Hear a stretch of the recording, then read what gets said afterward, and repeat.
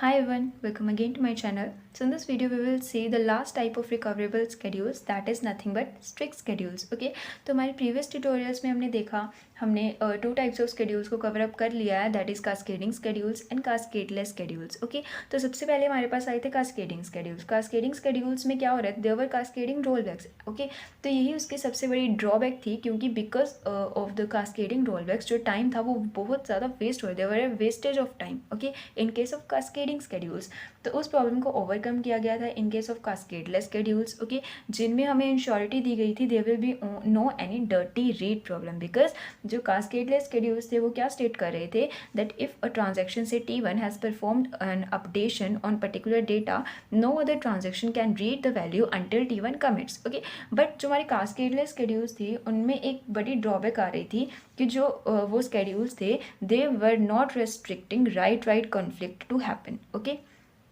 they were not restricting write conflict to happen. Okay, तो उस drawback को अगर आपने मेरी वो वीडियो अभी तक नहीं देखी है जिसमें मैंने कास्केडलेस शेड्यूल्स के बारे में आपको बताया, उनकी ड्रॉबैक के बारे में बताया, तो सबसे पहले आप मेरी उस वीडियो को देखें, बिकॉज अगर आप उसको देखेंगे तभी आपको एक्चुअल में मीनिंग समझ आएगा एंड मोटिव समझ आएगा why strict schedules were introduced. Okay, so there was a problem of write conflict जो अक्कर हो सकती थी in case of cascadeless schedules, तो उस प्रॉब्लम को ओवरकम किया गया हमारे स्ट्रिक्ट शेड्यूल्स में. ओके, तो अब हम देखते हैं कि बेसिकली स्ट्रिक्ट शेड्यूल्स क्या स्टेट करते हैं.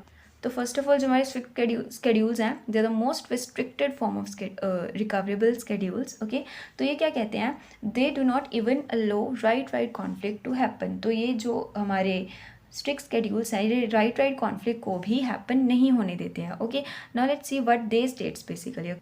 Here it states that if a transaction, let's say Ti, has performed a write operation on some data, so other transaction can't even read and even write, okay, it until Ti commits. okay, तो जैसे कि मैंने आपको बताया they are the most restricted form. तो ये क्या state करते हैं, अगर एक transaction let's say it is T1 transaction, okay, so if it has performed an updation on particular data, let's say A, so other transaction cannot even read also and cannot even write the value until जो हमारा T1 है वो उसको commit नहीं कर देता. okay, तो जैसे कि हमने cascadeless schedules में कहा गया था, उसमें कहा गया था कि they will not only read, write कर सकते हैं, read नहीं कर सकते, but strict जो schedules में क्या कहा गया, they cannot even read, okay, and they can not even write. ये दोनों चीज़ें नहीं कर सकते अनटिल जो हमारी ट्रांजेक्शन Ti है दैट इज़ T1 है वो कमिट नहीं कर देती है. Okay, so this is the most restricted form of recoverable schedules. Okay, तो इसलिए इन शेड्यूल्स का नाम पड़ा है they are the strict schedules. Okay,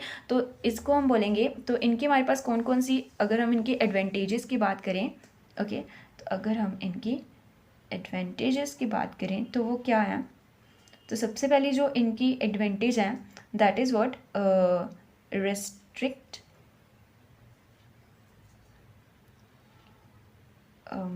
it is right conflict to happen. okay, उसको भी restrict करते हैं.